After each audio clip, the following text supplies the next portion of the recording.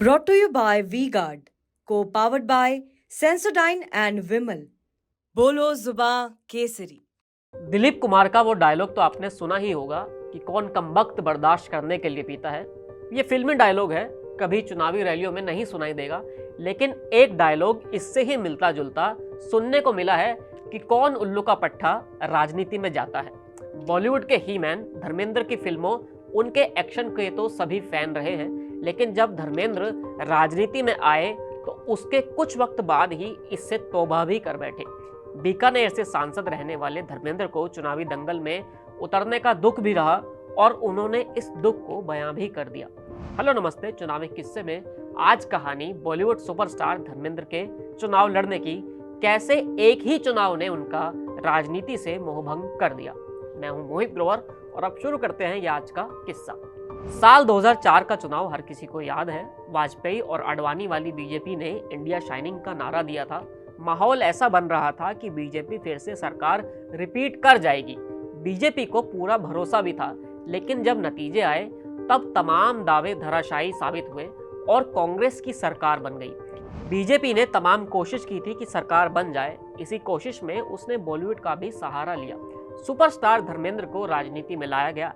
पंजाब नहीं बल्कि राजस्थान की बीकानेर लोकसभा सीट से उन्हें मौका दिया गया। इस सीट पर कांग्रेस का कब्जा था। रामेश्वर लाल डूडी यहाँ से सांसद थे, जो किसान नेता थे और इस क्षेत्र से कांग्रेस का बड़ा नाम भी थे। यही वजह थी कि इस काट के लिए बीजेपी ने धर्मेंद्र को यहाँ से उतारा था।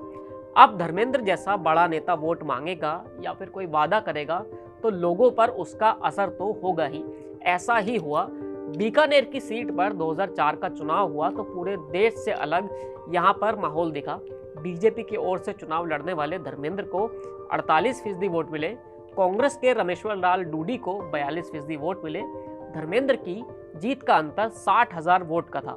वो पहली बार सांसद बने थे। मतदान से कुछ दिन पहले जब लग रहा था कि टक्कर काफी कांटेदार हो सकती है, तब धर्मेंद्र के परिवार के लोग भी प्रचार में आ गए थे, जो खुद भी सुपरस्टार ही थे। धर्मेंद्र सांसद बने, लेकिन केंद्र में उनकी सरकार चली गई। अब वो सिर्फ बतौर सांसद ही काम कर रहे थे, लेकिन कुछ वक्त बाद ही इलाके में माहौल बदलने लगा। क्योंकि केंद्र की सरकार थी तो विपक्षी सांसद को कुछ दिक्कत तो होनी ही थी। लेकिन इसके बाद धर्मेंद्र की बॉलीवुड में व्यस्तता, अपने इलाके में बहुत कम रहना या फिर बाकी चीज़ों की वजह से लगातार मुश्किल बढ़ने लगी। लोगों के बीच गुस्सा बढ़ रहा था। बीकानेर में यही खबरें आती थी कि सांसद जी गायब हैं। जैसे तैसे वक्त बीता और 5 साल निकल गए और इसी के साथ धर्मेंद्र ने भी राजनीति से तौबा कर ली। बाद में जब कई इंटरव्यू में बातें हुई तो धर्मेंद्र ने इतना ही कहा कि शायद वो जगह मेरे लिए नहीं थी, शायद अच्छे लोग यहाँ नहीं चाहिए होते हैं। धर्मेंद्र का एक दुख और भी रहा था। वो कहते रहे कि उन्होंने बीकानेर में काफ़ी काम कराया, लोगों की मदद भी की, लेकिन काम मैं कराता था और पत्थर किसी और के नाम का लग जाता था। 2009 के दौर में ही धर्मेंद्र ने फिर एक प्रेस कॉन्फ्रेंस में कहा था कि कौन उल्लू का पट्टा वहां जाए, यहाँ वहां से मतलब राजनीति से था। सिर्फ धर्मेंद्र ही क्यों, बाद में उनके बेटे सनी देओल भी गुरदासपुर से सांसद बने थे। फिर उन्होंने भी राजनीति छोड़ दी और कहा कि ये मेरी जगह नहीं है। इन सबसे अलग हेमा मालिनी हैं, जो लगातार मथुरा से जीत रही हैं और फिर से चुनावी मैदान में भी हैं। धर्मेंद्र से जुड़े इस किस्से में इतना ही। फिर मिलेंगे एक नए किस्से के साथ। आप TV9 डिजिटल के साथ बने रहिए। शुक्रिया।